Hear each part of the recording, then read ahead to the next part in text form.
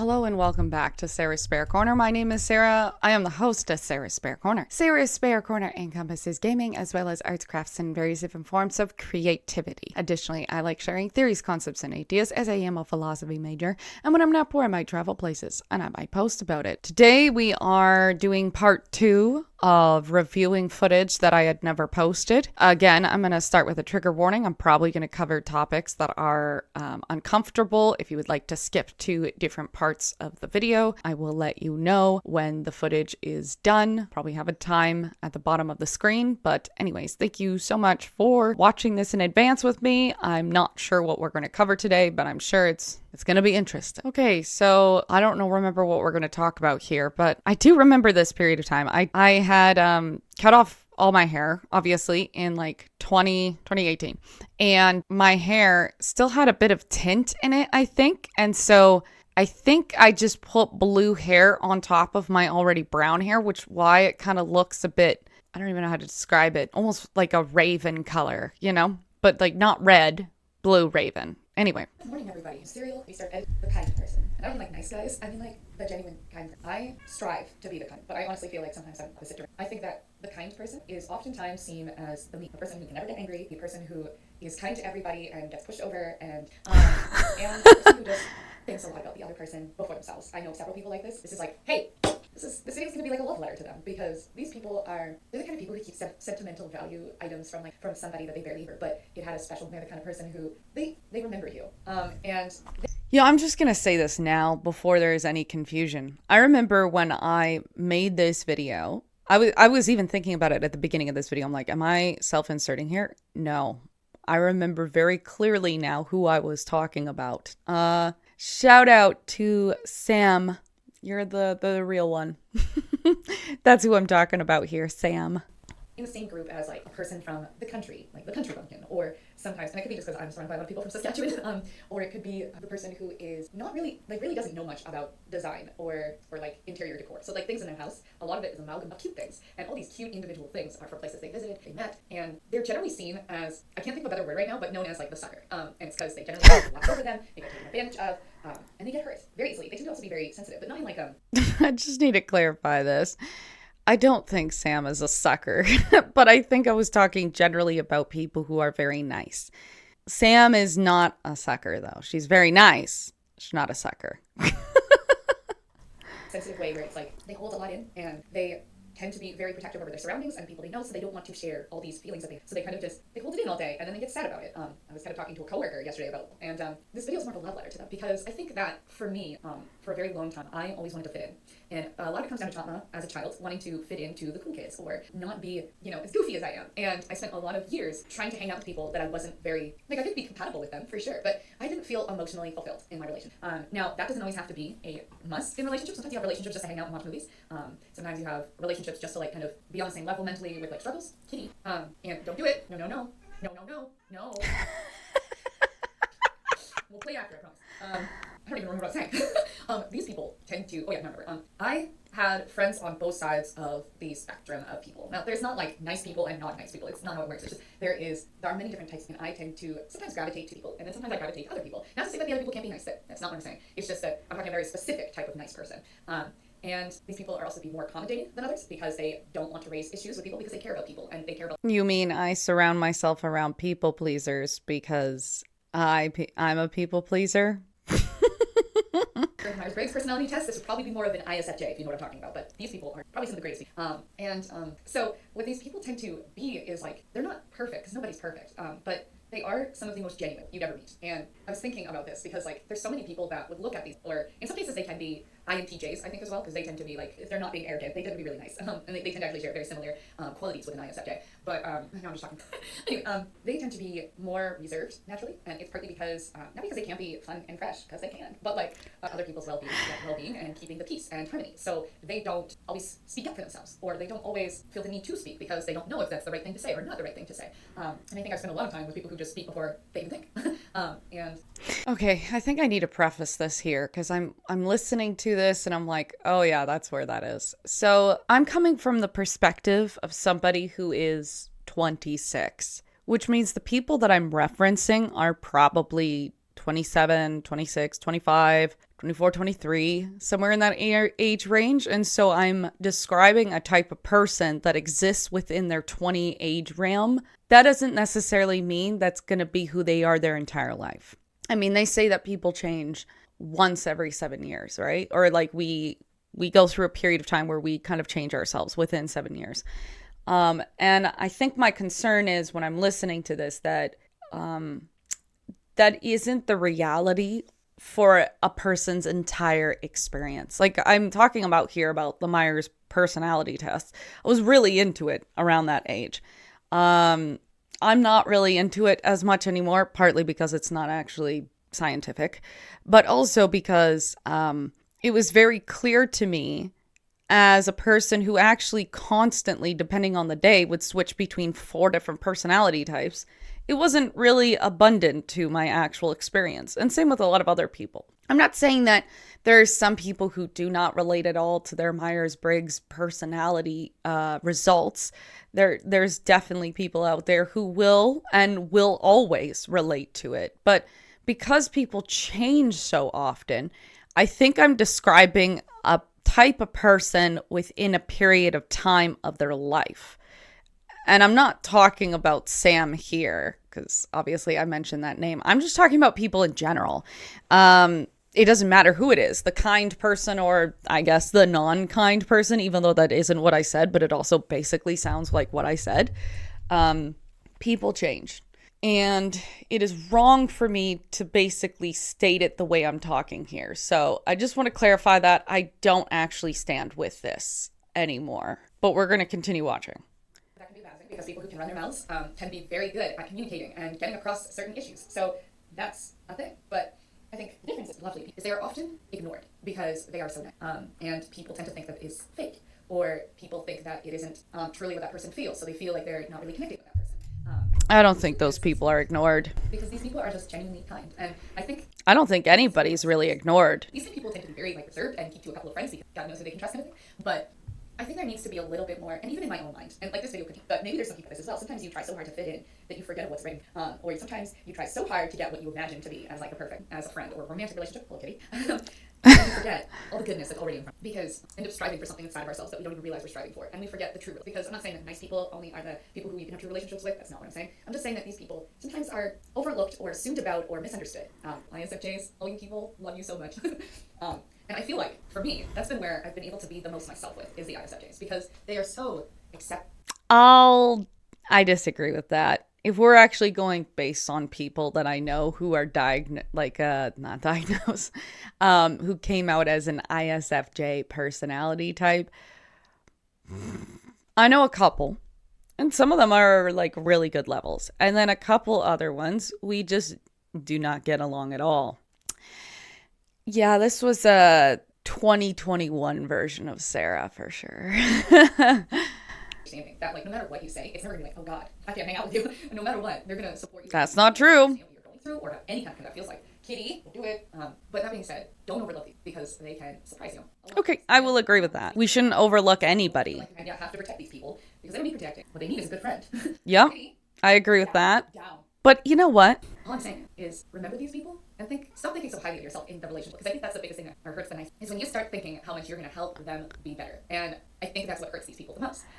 Isn't that like everything I just said though? Like, I mean, I guess not, but I don't know. This rubs me the wrong way. It's whatever. I think whatever thoughts I'm trying to get out here, which I think is why I never post this, is I actually didn't really get my thoughts out, what I was actually trying to say. So I never posted this because I never actually got to my main points here. There are some points that I just said that I do agree with. But on the other hand, I almost wonder if, these people just need a friend. They don't need to be controlled or whatever. I wonder on some level, if as much as I'm saying that is not what they want, I feel like maybe on some level I was subconsciously doing that. So if you're watching this, I'm sorry. Because that's becoming a project for people who are less sensitive. Because people who are less sensitive see sensitivity as a disgusting trait. Because our society has labeled emotional people as being too feminine or... Okay, this part I was talking about myself because I think it was in my early 20s. I was told how I was a very sensitive person or a highly sensitive person. So I think that's what this relates to. But if I'm being honest, I don't think that this is honestly one of my greatest videos at all. Hello. And that's not true. These people are sensitive because of they feel inside, the way they view their world, and for many other reasons. And it is highly incorrect to try to force what you wish you in your childhood.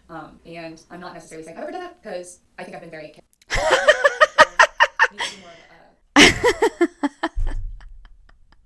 What you just saw was something I do frequently when I'm making videos. I say, because oftentimes everything I'm saying is unscripted, and especially during this period of time where I would just kind of give unsolicited advice, which I still do now, but it's like different now, I'll say that. Is oftentimes in the middle of recording, what I'll end up doing is I'll say something and then I'll be like, nope, not going to say that, cut that out kind of thing. So I'm like letting myself know in the future when I'm editing to cut that portion out. What it all comes down to is just genuine respect for all people, no matter how different or how similar you might be on this rolling rock in the sky, in space, and we're all just trying to get through life together. And I think that's kind of peaceful to find out. But hey, look. But I think that the moment you start thinking that your world is all about you, that's when you start looking and eating that. So I just want to encourage people that don't really understand nice people. They call them prudes, or you call them too emotional. Whatever it is that you can come up with. Emotional people are a lot stronger than you have, and part of it is because they might have a bigger. And nice people are something that I think we all should strive to. I don't know if there's anything else, but they're just great. I love them. Hi guys. So this right before I'm supposed to be writing an exam. Well, oh, it's just like a take-home exam, but this video was before the last video because this was in the house before the one you just saw. Tomorrow. And I thought I just wanted to say something quickly about this because this is something I've thought about so much. 2 years, you know that saying where people are like, you'll understand when you get older. And then when I got older, I was thinking, that makes no sense because I don't understand at all. And I think that's the whole point is that you're going to understand that you don't understand. And that is the weirdest thing to comprehend because, in a way, it's supposed to increase feelings of positivity because the less you know, and then you know that you don't know that, you almost feel really good about it. It's stupid the way I'm expressing it, but I think that there is almost a pleasure in knowing that we don't know crap. It is the most human thing to experience that I'm never going to understand what is the point of life, or I'm never going to understand what is the true meaning behind my breath, every breath I take, what does that mean, or I'm never going to truly understand why it is that I have to make connections. We could say it's a societal thing, or anything that we determine to be important, such as music, or the pleasantries of aesthetics. All of that is all based on things that we assume is good for us, but or even social media. We created it to be more social, to be more connected. But the truth is we don't really use it in the purpose that it's made, and it's the most human thing. Yeah, that's true. Make things and try to make things better, but we actually in some cases make things worse. Or we're trying to build a society and create good environments for everybody, but we actually make things worse by stressing people out and thinking they have to work and that 2 free jobs to be a successful person, or they have to finish a degree by a certain age, or they have to get married and have to have kids. There's just the most human thing we could do is force ourselves into things that we don't want to do or don't even understand because we're all walking blindly together. If we were all lined up in a row, not one person would know what the step in front of them would take. Not one person on this earth really can be 100% sure that their predictions are going to come out the way they are. Not to say that we can't. Camera's like... But things somehow get in the way. And yeah. Things get in the way. People change. Sometimes an emergency happens. Okay, I'll just explain. I think I never posted this because of how shaky this is, but I actually needed to hear this right now. I'm at a crossroads right now in my life, and sometimes you need to be reminded of things you already know. But it is interesting because I'm watching this and I'm like, I know what this is. This is around the time that philosophy really started unlocking stuff in my brain. And so I was able to look at my surroundings and my experiences and all that through almost a childlike lens. And that's the best way I describe this particular video, as a childlike lens into philosophy. Things that are unexpected sometimes get in our way. So as much as we'd like to think, everything's fine and everything's okay and everything's planned out, the truth is none of us really know what it's like to be the essence of human. What is the essence of human? We don't have an answer to what is the essence of human. So we all just kind of have an idea of what it is. So we all subscribe to certain political beliefs, or we subscribe to certain world religions, or we subscribe to certain communities, whatever it is, because we believe that is the best track to be human. This is the most human thing you could do to be a liberal. It's the most human thing you could do to follow Trump. It's the most human thing you could do to love animals, or eat animals, or don't eat animals, or decorate my house, or don't care to decorate my house. We all don't know what it means to be human. And that is what it means when people say, you'll understand when you get older. And all they're saying is you won't understand when you get older. Well, I just found so much comfort in knowing that I don't know crap. Anyways, I thought I would just quickly talk about this. I hope you guys like this video. Leave your comments below to talk about what you think about these ideas, but if you think I'm completely whack, then go ahead and say in the comments you're completely whack. Thank you so much for watching. Like this video if you like it. Feel free to follow me on all of my social media things. That would be below. But if you want to follow me, that's cool. If you don't, that's cool too. But if you do, don't be creepy about it. Because then I will block you. This is the thing. When I do edits, I usually cut out all this crap that I'm like rambling about, but I don't feel like editing this video. So thank you all to the 47 subscribers I think I have. Thank you so much for watching. I love you all so much. And I hope you all have a good day. Bye! Shout out to the original 47 subscribers who are still hanging around now. I don't know if any of y'all exist. I don't know if your accounts are deactivated, but shout out. You were watching it when I was making videos like this.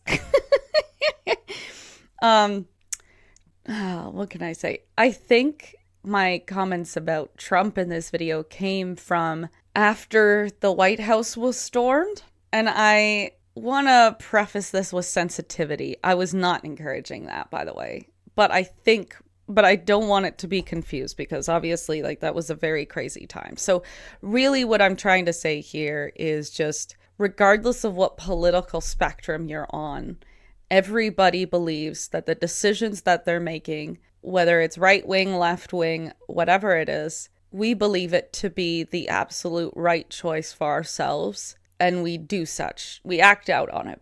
It doesn't necessarily mean that it is, but it is the most human thing that we will experience, that we will all believe the decisions we make, hope to believe that the decisions that we make are the right moral choices for ourselves. Of course, assuming that you're a rational, sane human being with morals in general and has concepts of empathy. Those are all very important to assume that. We're going to move on because that was a very short video and I actually think it was pretty good. I think I just didn't post this because it was too short and very shaky.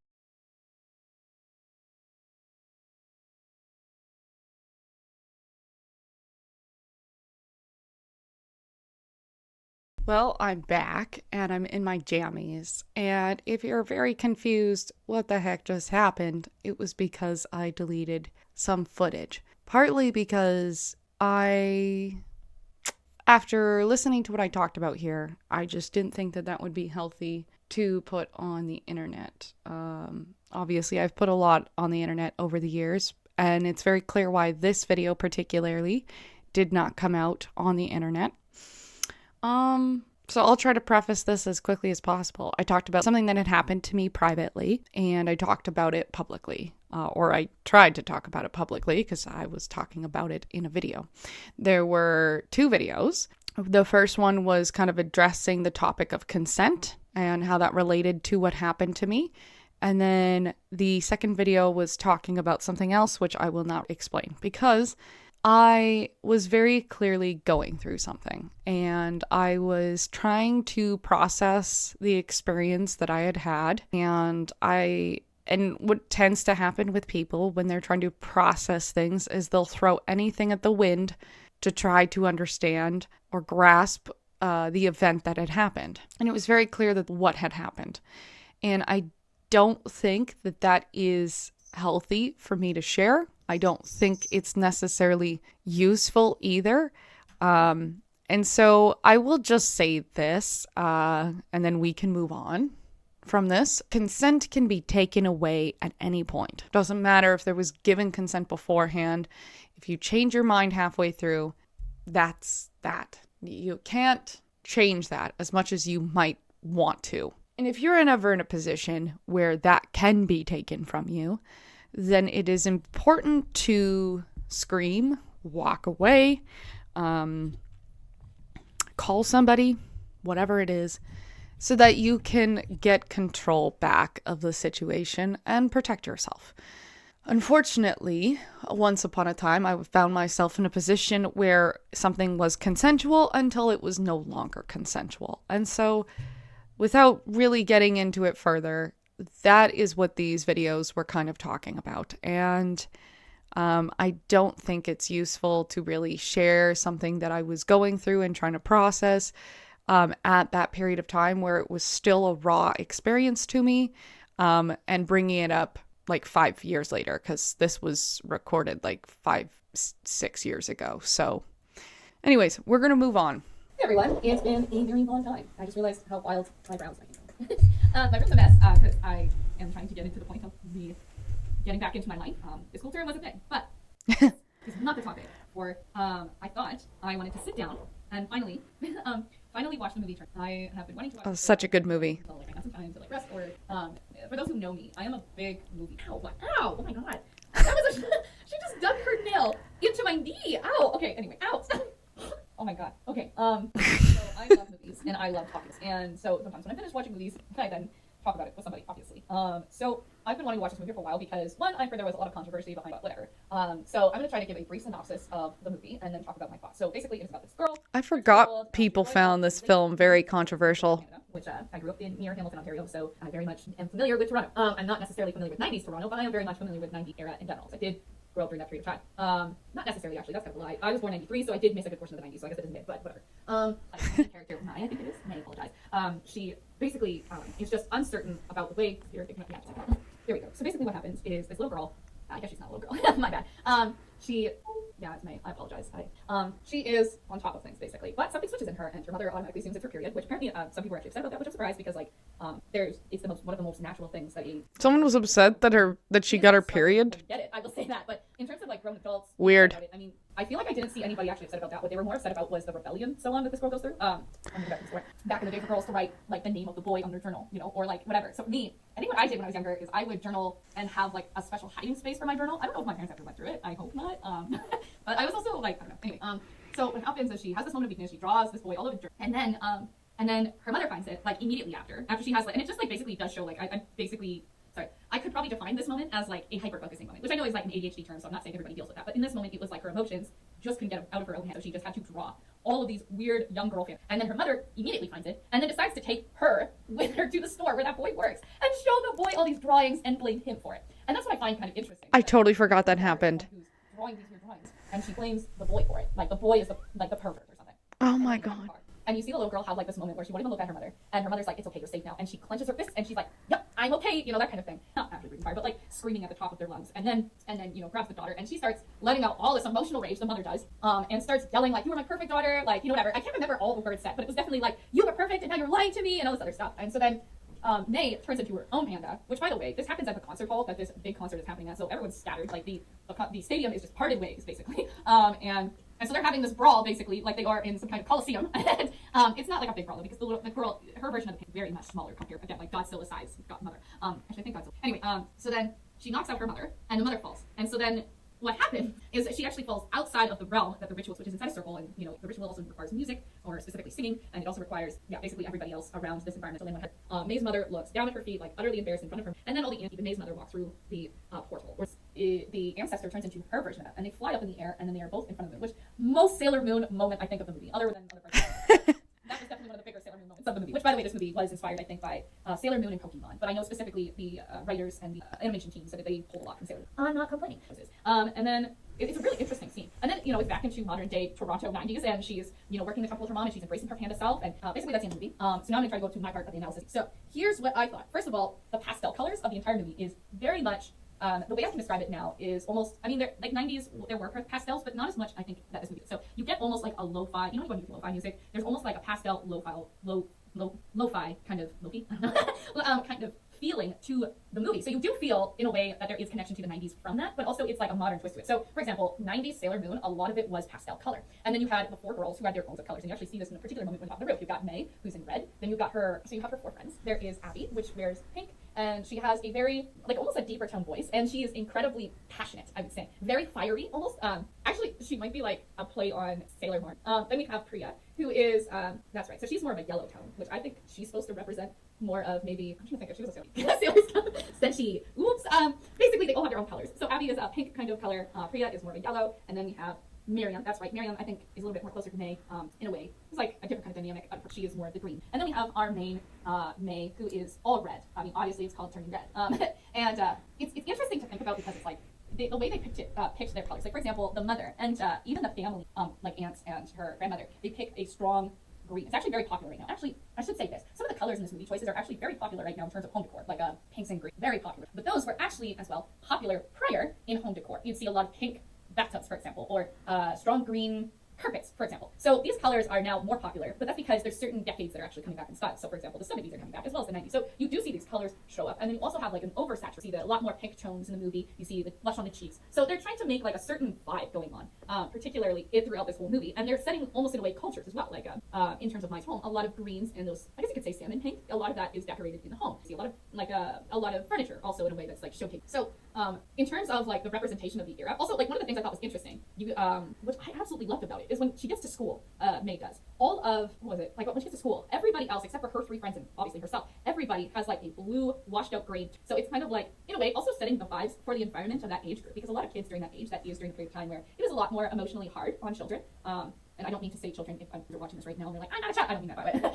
But I think there is like, I do understand that feeling very well. It's like you once have life and then you feel void of it. So what's interesting about it is these girls go through a period of like emotional maturity, of acceptance in each other and themselves. And it's really interesting because you don't really see the colors diminish it. Because generally in some movies what they'll do is they'll actually diminish the light in when a kid is going through it. You know what I mean? I think they do that in Inside Out. I can't remember clearly. It's been a few years since I've seen that movie. But this one, it's like consistently throughout the movie, all the 4 girls are consistently keeping their colors. They are themselves. So it's not the issue that they're losing their light. The point is, or for May, it's not that her issue is that she's losing the light of herself. It's that she's losing the strength that she had to hold herself back, basically. So she's a strong young girl, and she has the strength to stop herself from being that way, but basically no longer is she wanting to. And now she's embracing things like letting out her tail and things like that. So it's just interesting. I think the best parts of this movie, honestly, it was utterly brilliant. But what I think is interesting is you see like these moments where she's questioning her mother at the beginning of the movie. Like when her mother says that I don't think Marion is a good friend, or I think Marion's a little strange, or something like that. And she kind of has a moment where she looks down and she's like, I don't know if I don't agree with you, mother, but I'm not going to say that. You know what I mean? And then the moment her mother freaks out and takes her to the convenience store and shows all these pictures to the boy and is like, you're manipulating my daughter, you know whatever. And she's like utterly embarrassed, and rightfully so. Instead, she internalizes, clenches her fists, and keeps it to herself. And this causes an emotional outburst in the middle of the night where she has this moment where she and then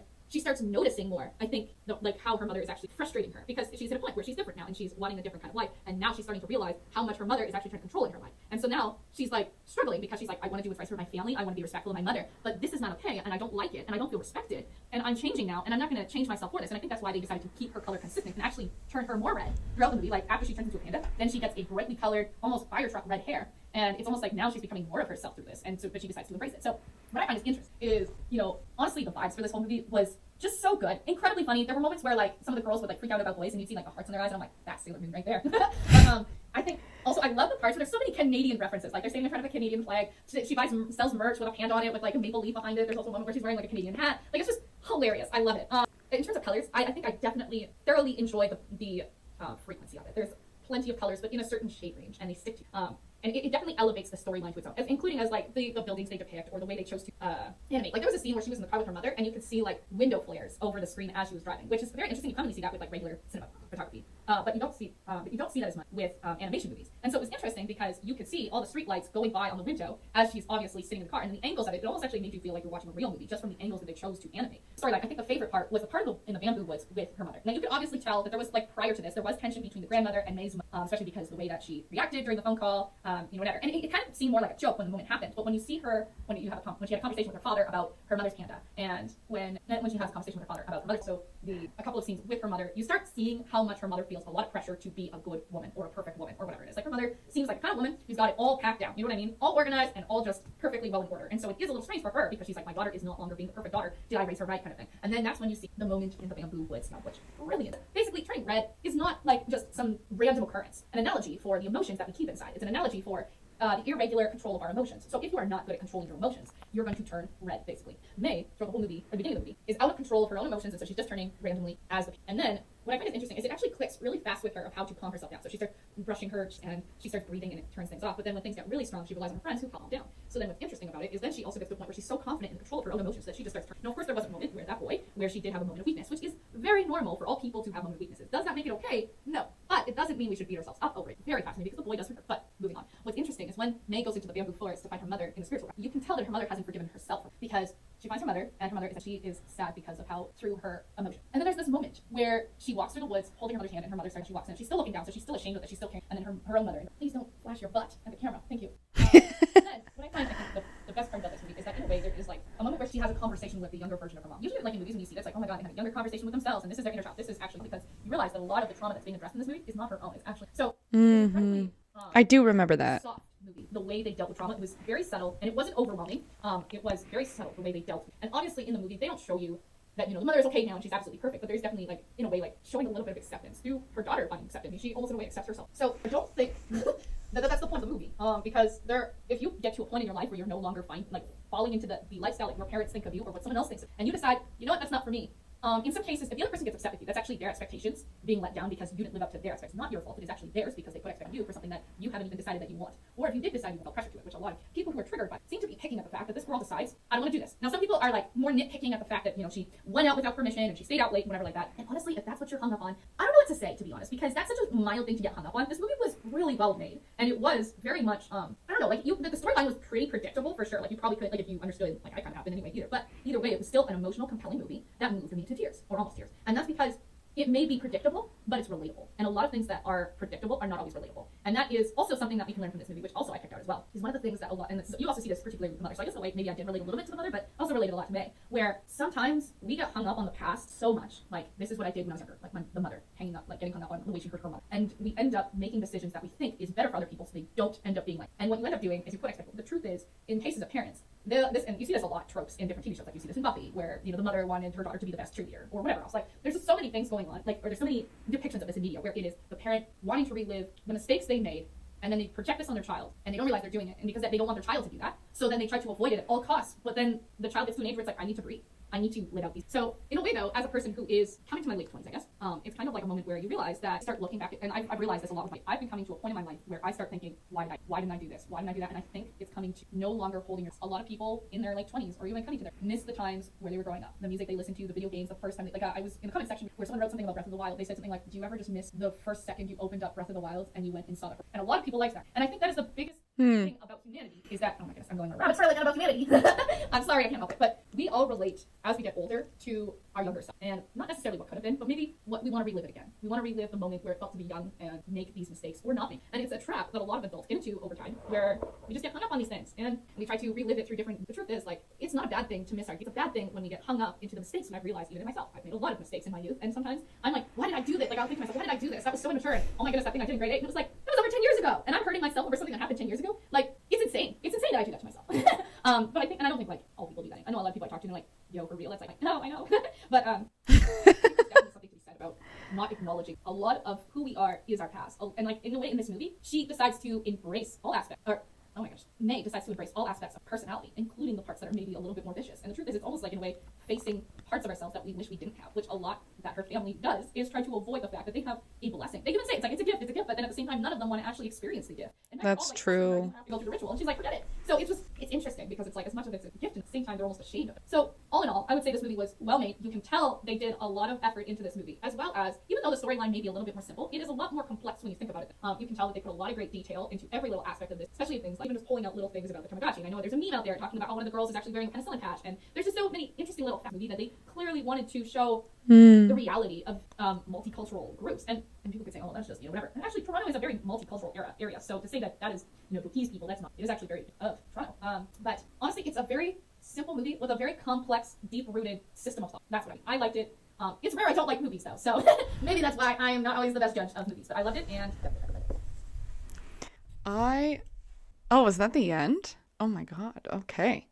We're going to just quickly talk about this film, but I feel like this is a little too close to talk about this film. We'll just use this shot for now. A thought came to me at the end as we're watching this. When I talked about how they talk about how turning into a red panda is a gift, and yet nobody wants the gift. And then also talking about how I'll relive things that happened to me 10 years ago that I did, and I'll be super embarrassed about it. And then I'll just keep reliving it in my mind. But it's not healthy because it was 10 years ago.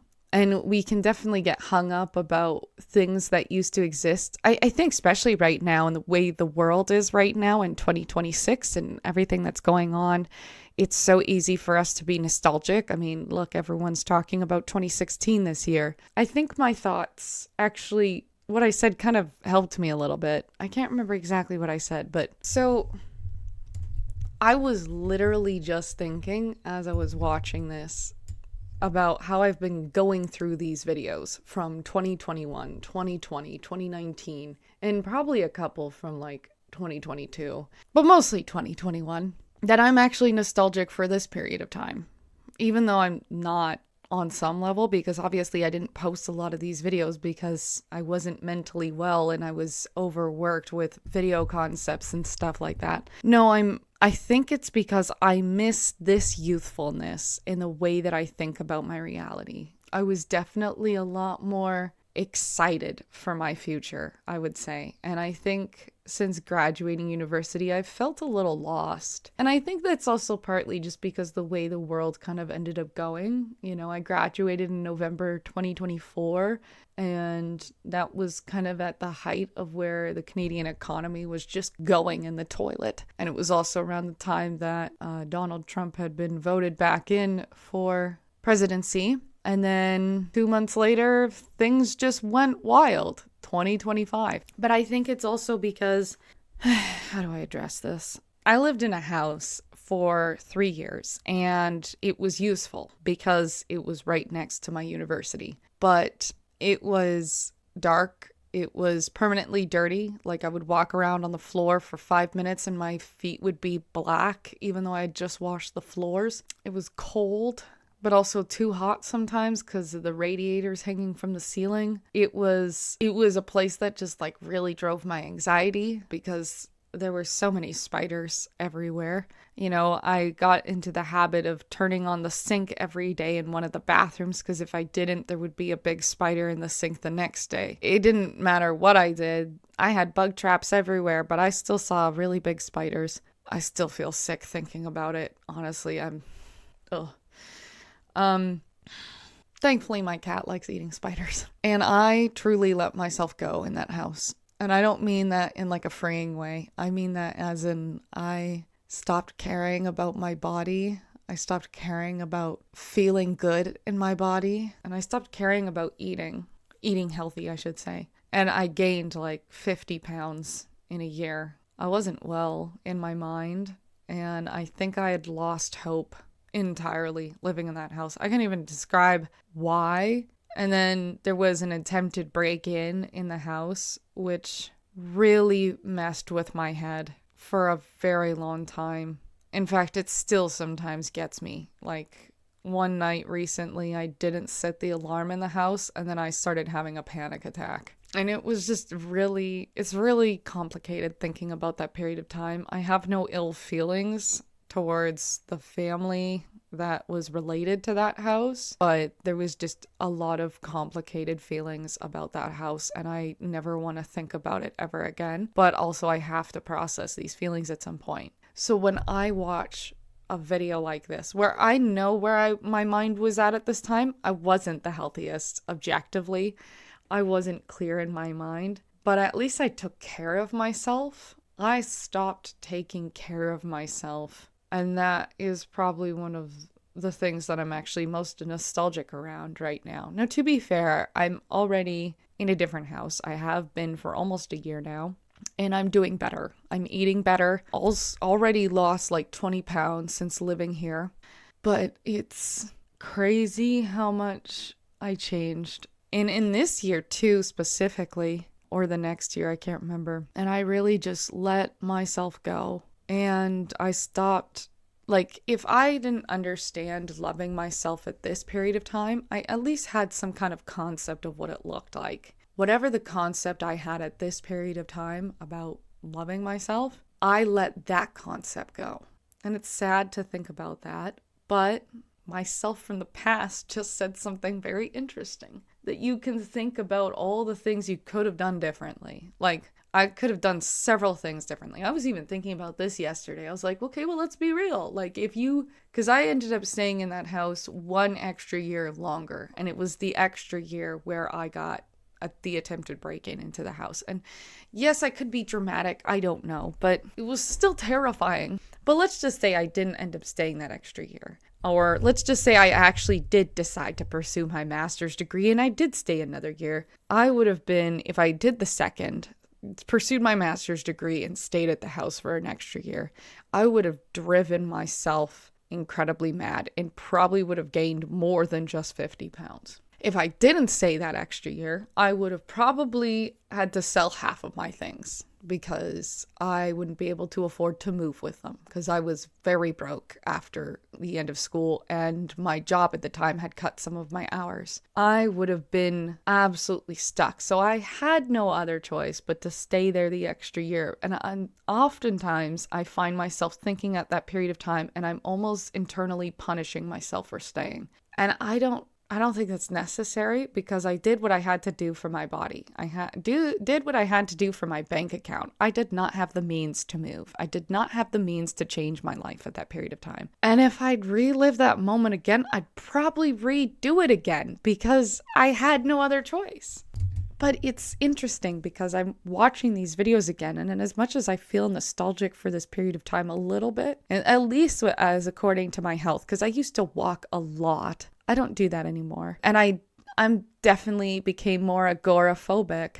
I wasn't that agoraphobic during this period of time, and I think living in that house definitely made me agoraphobic, or at least more than I was before then, because I really didn't go out much. But after I moved into that house, I never went out. Like, never. And so I think on some level, I'm just more nostalgic for when I actually took care of my body and I wasn't agoraphobic. And I think that that's okay. It's okay because I recognize that. I recognize all those things. I recognize that I wasn't perfect. I recognize that I did make those choices and I probably wouldn't have made any other choice slightly different. And it's okay I made those choices because I did what I had to do to survive. And all the choices that I can make from here on now is going back to basics, walking more. It probably would do me a wonder of good. And going to the gym would probably solve some of my agoraphobia. I don't really have friends anymore, to be fair, and that's partly by my choice. But also, the friends that I do have, we just grow up. People get married, people move away, people have kids. You just don't end up having the same relationships you once had. And that's not a bad thing. So on some level, it's also just things change, and because you don't really talk to people anymore, you don't really have anywhere to go anyway because everybody else is also agoraphobic. Not to say everybody I know is agoraphobic, but I think it makes sense. You know, if I have nobody to go see, then there's nothing encouraging me to leave my house. You know, a lot of people I used to hang out with, they all moved to Alberta. So I have nobody to see anymore. I think it's also just, and I'm going to be very blunt, in the past 6 to 8 months, I've really started to hate where I live. And it's easy to blame your location for where you live, but it's partly also just because of, for my degree, where I want to go in life, it's not going to be here. There's really no jobs in my field of where I live, unless I go a certain route, which is actually not my area of expertise. Like I studied a G&C archaeology and ancient Greek philosophy. You're not really going to find that in Canada, let's be real.